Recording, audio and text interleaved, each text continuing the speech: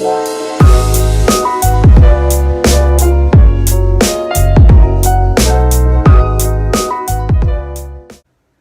semuanya, nama saya Maria Fiona dari kelas 3 PHP 2.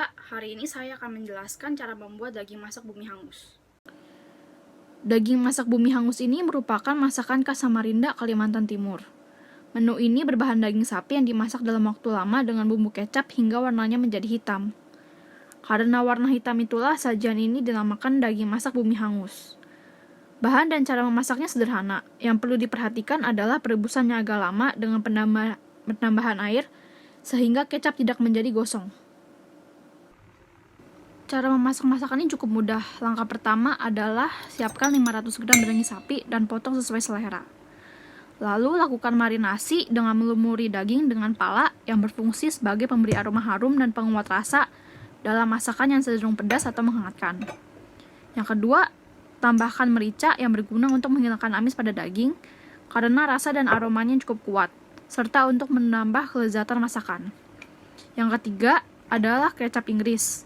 Pada masakan dapat menghasilkan aroma yang harum, selain itu dapat memberi warna daging agar lebih gelap.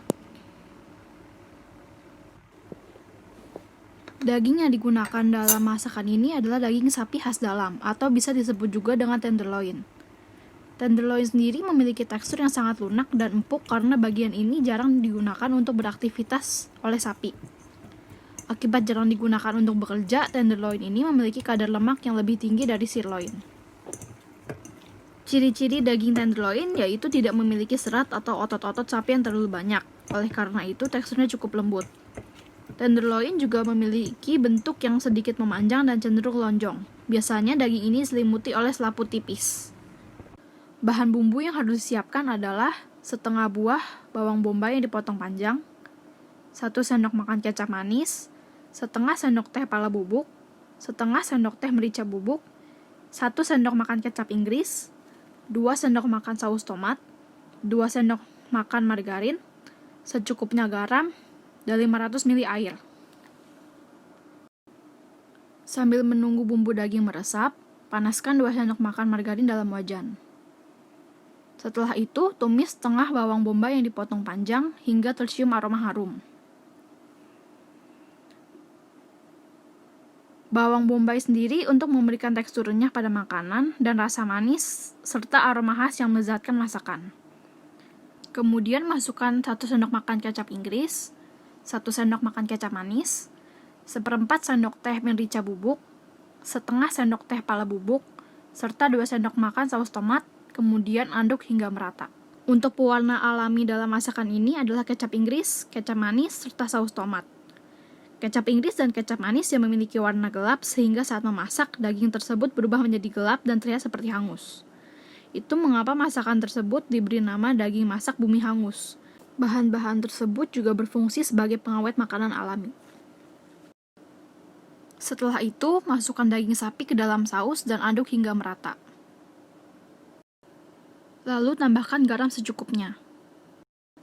Setelah itu, tetap masak daging dalam api kecil selama kurang lebih 1 jam, dan jangan lupa untuk menambahkan air secara berkala. Sekarang saya akan membahas tentang penyebaran bumbu dan rempah di Kalimantan Timur. Pertama ada merica. Selain di Pulau Sumatera, merica juga dapat diperoleh di Pulau Jawa, Pulau Kalimantan, Nusa Tenggara Barat, Sulawesi, dan Yogyakarta. Sejarahnya, merica berasal dari daerah India. Hanya saja pada abad 600 sebelum Masehi, banyak kelompok Hindu yang datang ke Jawa. Diperkirakan mereka membawa bibit merica dan kemudian ditanam di Jawa. Selanjutnya adalah rempah pala. Pala merupakan tanaman asli Indonesia dari Banda dan Maluku. Selain itu, pala juga tersebar di Jawa dan Kalimantan. Buah pala ternyata bisa dijadikan manisan. Sejarahnya, buah pala didagangkan oleh bangsa Arab ke daerah Eropa untuk dijadikan bahan pengawet daging saat musim dingin.